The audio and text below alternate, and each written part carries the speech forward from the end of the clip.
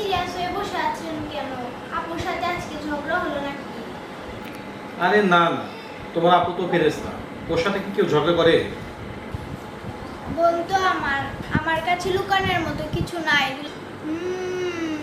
ফেরেশতা নাকি বাঘিনী আমি কিন্তু আসল সত্যি জানি। আমার কাছে লুকাও তাই না, আমি জানি। দুলা ভাই এই এই এই এই এই এ কি এই নাও পানি খাও, পানি খায়া ব্যাগ নিয়ে বাজারে যাও। খাও না গে, তাতে খাও, খায়া দাও, ব্যাগ নিয়ে বাজারে যাও।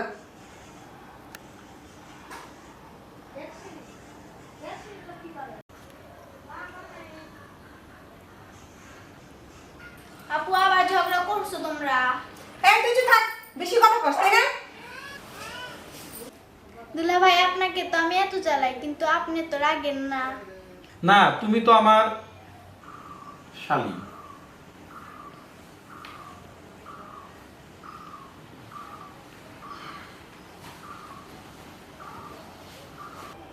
দুলা ভাই একটা কথা বলি, মিথ্যা বলা যাবে না। বলো দেখি।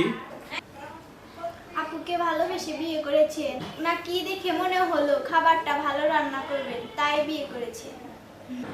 আরে আরে আরে, এরকম প্রশ্ন কখনো করো না, তোমার আপু শুনে ফেলবে। এই কি হচ্ছে এসব? অল্প বয়সে বেশি পেকে গেছিস না? যা তুই তোর ঘরে যা। বুঝেছি রান্নার জন্য পছন্দ করেছি। দেখো দেখো, আমার বোন সবকিছু ফাঁস করে দিচ্ছে। এই যা, তুই তোর ঘরে যা, যা বলছি।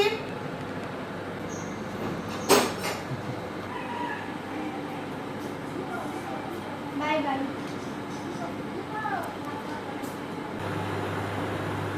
দুলা ভাই আপনার পকেটে কত টাকা আছে দেখি তো। কেন, কি হয়েছে শালী? আজকাল পকেটের খোঁজ খবর নিচ্ছ? আজ আমি মার্কেটে যাব, আপনার টাকা দিয়ে কেনাকাটা করব। আরে বাহ, আমি কি তোমার এটিএম কার্ড নাকি? অবশ্যই, বোন জামাই মানে তো শালীর এটিএম কার্ড। আরে দুলা ভাই মার্কেটে নিয়ে গেলেন কিন্তু মার্কেটে করালেন না, আর ফুচকার দোকানে গেলেন ফুচকা খেলেন কিন্তু চটপটি খেলেন না। আরে শালী, যাবো তো আবার আমরা।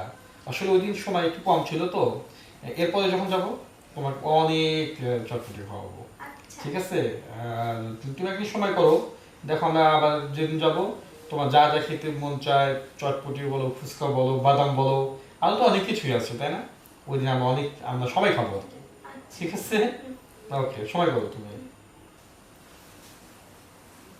কি রে, কি ব্যাপার?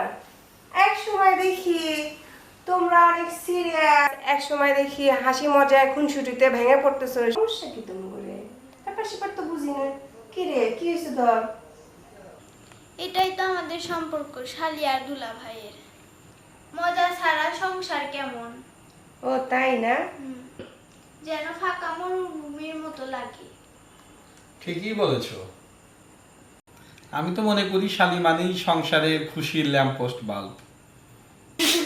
আরে দুলা ভাই মানে তো প্লিজ সবসময় ঠান্ডা থাকতে হয়, নইলে শর্ট সার্কিট।